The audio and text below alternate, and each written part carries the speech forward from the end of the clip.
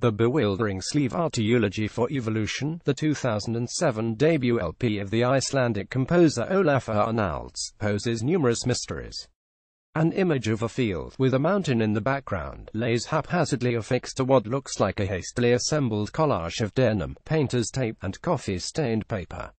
Upon closer examination, the form of a book reveals itself, evident by the slight ridge of a spine on the left-hand side of the sleeve art. Below the photo, in old-school typewriter font, Ólafur Arnalds and Eulogy for Evolution name the contents of the enclosed album. Even before one hears a single note of Arnalds' music, she is presented with a fragment of a lost world. The photo of the field appears dated, dulled by time. The materials surrounding the photograph suggest that whoever was decorating this book cover did so under duress, with little regard for aesthetics. For some reason, the contextless image of the field, with its unremarkable carpet of straw and remote telephone pole in the background, needed to be preserved. For a 10th anniversary release of Eulogy for Evolution, Arnalds decided to change its sleeve art. In lieu of the original cryptic collage, Arnalds swapped in a simpler, yet no less odd nature shot taken by Stuart Bailes at Arnalds' home in Iceland, around the time of Eulogy for Evolution's 2007 release.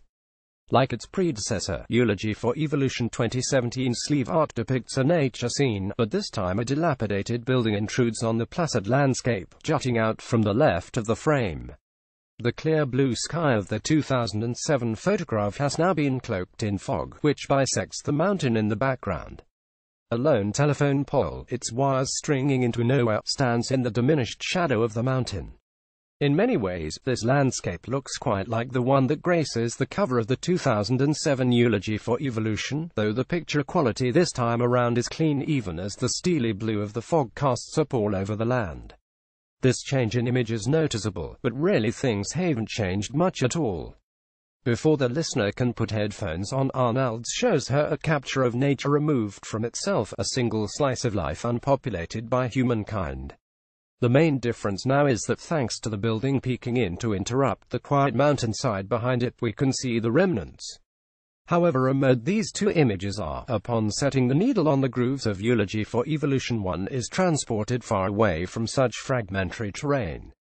Described by Arnalds' label Erased Tapes as a journey from birth to death, transporting the listener through life itself. At the time of Eulogy for Evolution's 2007 release, critics largely concurred with Erased Tapes. François Couture, reviewing the album for AllMusic, affirms that Arnalds pulls the concept off rather convincingly. Writing for this very publication, Diane Soul traces the theme of the life course down to Arnalds' basic compositional choices. Each note from the piano softens like silt around the edges. The strings surge like sprouting seeds pulling through the air towards the sunlight, but the piano is there with them, reminding us of moss and decay. Nothing is entirely happy or uncomplicated. Exaggeration is an inflexible currency in the world of artist promotion, but most saw the truth in Erased Tapes' description. The consensus regarding Eulogy for Evolution can be best described in a term popularized by Arnalds' fellow Icelanders: Sigur Rós Byrjun, a good beginning. Yet even those who didn't get too drawn in by the album recognized its ambitious aims to capture the life cycle without a single lyric. The plethora of adjectives that swirled around Eulogy for Evolution during its first public reception is owed in part to the genres in which it participates. First and foremost, Arnalds' debut is a classical chamber piece, with strings and piano occupying the forefront of the composition. In the context of Arnalds' native Iceland, a land teeming with as many artists producing ethereally beautiful music as it has pristine vistas, Eulogy for Evolution fits in the post-rock milieu. For fans of Sigur Rós and Jóhann Jóhannsson accurately represents Eulogy for Evolution, but the album's aesthetic and national family resemblances cannot fully capture what it achieves. Sure, the transcendent track 3 from Sigur Rós reaches a glistening crescendo peak that exudes an affirmation of life that Eulogy for Evolution shares. But where post-rock apes the compositional tropes of classical music, Eulogy for Evolution endorses it. When electric guitars and a modern rock drum kit appear toward the end of Eulogy for Evolution, they are in service of the through-composed piece. Arnalds' Icelandic contemporaries in the post-rock scene aspire to orchestral grandeur with non-orchestral instruments, but he uniquely melds rock and classical instrumentation.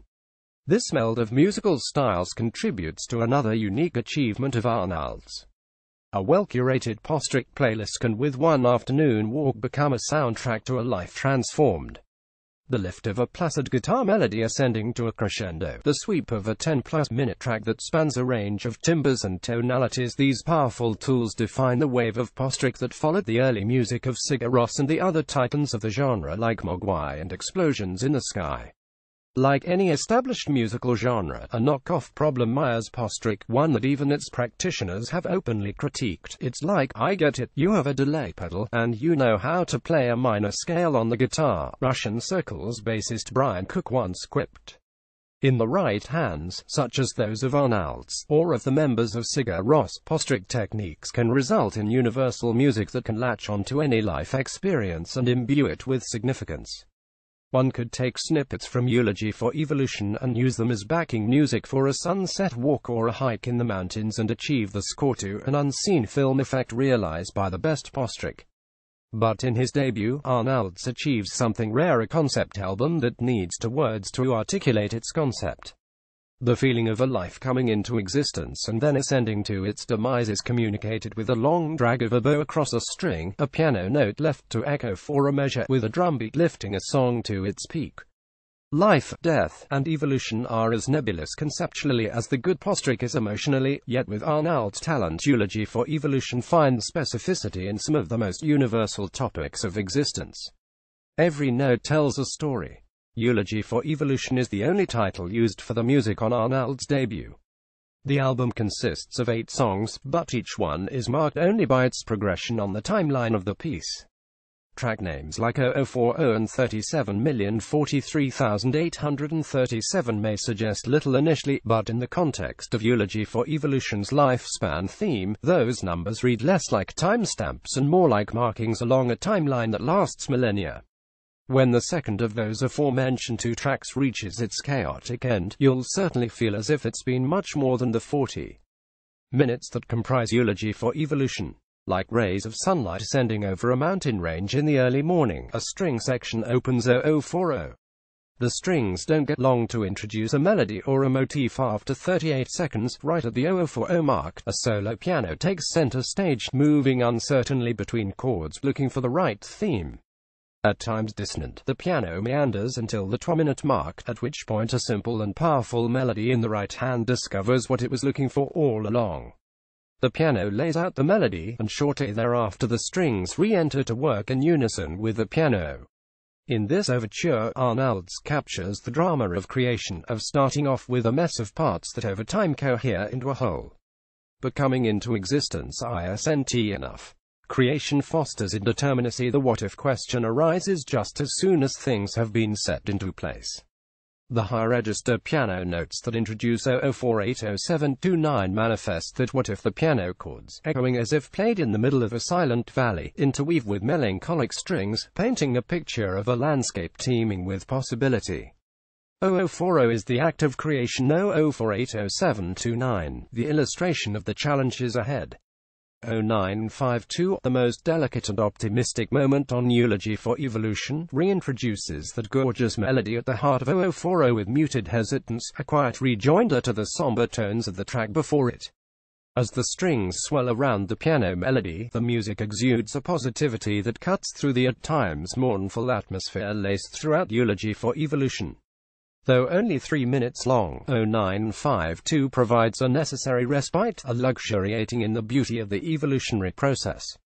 Evolution comes with all sorts of trials, but from those trials comes beauty, even if only for a few moments. The glimmers of hope on 0952 recede into the pensive gloom of 1440 and 1953. Eulogy for Evolution's centerpieces, 1440 features an unaccompanied piano for much of its time, and uses it to lay out a landscape of minor chords, up until its gentle crescendo. Arnalds excels at this kind of instrumental song structure. After a few minutes of what seems like sonic scene setting, the song rises to a gorgeous peak as pristine as the Icelandic vistas that no doubt inspired Eulogy for Evolution. One can easily imagine a filmic montage by the likes of Terrence Malick unfolding alongside the music. 1953 builds on this further, albeit to more serious ends. The warm 1440 concludes with a tear-inducing, almost sentimental outro. 1953's final moments consists of a funeral march, almost entirely washing away whatever remnants of positive emotion fostered by 1440. By this point into Eulogy for Evolution, over halfway through the album, the life it depicts seems prone to tumult rather than comfort, conflict rather than peace. Arnalds gives hope one last try on 3055, the most indelible moment on Eulogy for Evolution. The track starts off with the same somber air as 1440, with strings and piano weaving a wordless account of struggle. But then the music recedes, leaving only the sound of a chilly wind behind. The Olafur melody is played softly on the piano, a fragmentary, nostalgic reminder of a time that has since passed. Rather than let the sorrow win out once again, however, the piano picks up a new melody, to which the strings respond with a newfound sense of being uplifted. The piano picks up, the strings ascend, then, for the first time on Eulogy for Evolution, percussion enters the picture as a snare is hit with increasing speed. The drums then establish a driving, powerful rhythm, bringing Eulogy for Evolution to its summit. Previous moments of happiness on the album played out slowly, all long bows on the violin and gingerly played piano notes. 3055 answers the grim 1953 with verve, which is to say, life. For the first time, the evolution of life feels full-throated. It is one thing to bask in awe, as one is liable to do on the tender moments leading up to 3055, but it is another thing entirely to embrace life, to push back the forces of trial in one's life with the assurance that things can and will be better. If one dynamic defines Eulogy for Evolution, it's that of rise and fall, and for however transcendent 3055's high feels, it's not long until Arnalds brings us back down to earth. Sounding like a score to a cataclysmic volcano eruption, 3326 uses a solo violin to bombastic, destructive effect, an apocalyptic segue in between the gleamy 3055 and the jarring 37,043,837. GRE acute TA Salome performs the violin solo with aplomb at times. Her chaotic bowing gives the sense that her instrument is about to snap in half. 3055 attempted to rescue Eulogy for Evolution from its lachrymose impulses, only to have 3326 usher in a destructive finale.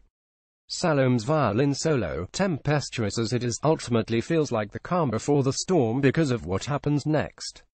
Immediately following the final shrill note of 3326, a single piano note suggests a rest from the preceding tumult. On Eulogy for Evolution, strings are the most dynamic instrument, with the piano giving the piece its greatest moments of tranquility and meditation. But 37,043,837 quashes whatever calm its opening notes promise. Before yet another moody soundscape can be formed, 37,043,837 bursts open with a squall of powerfully strummed guitars, rapid drums, and violent stabs of static, after which the song collapses, leaving only an isolated, lonely series of keyboard notes to conclude the album. The dawn-like strings that began Eulogy for Evolution feel centuries ago when 37,043,837 implodes. Eulogy for Evolution could be the oral document of numerous visions of life. Things start off with promise, only to devolve into a distraction. It's a narrative sold by religious and philosophical systems across the world. Perhaps while writing this piece, Arnalds imagined an apocalypse, one wrought with the violence seen in the Book of Revelation.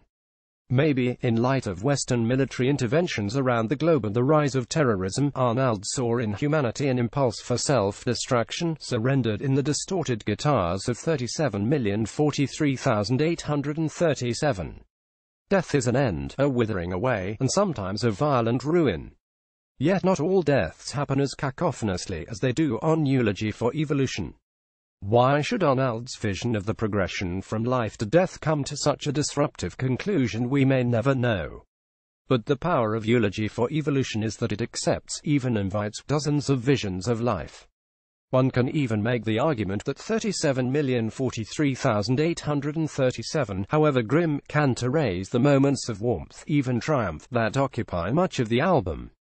It is a testament to Eulogy for Evolution that it captures the familiar emotional volleys of life, all the while presenting life as a fundamentally impenetrable mystery.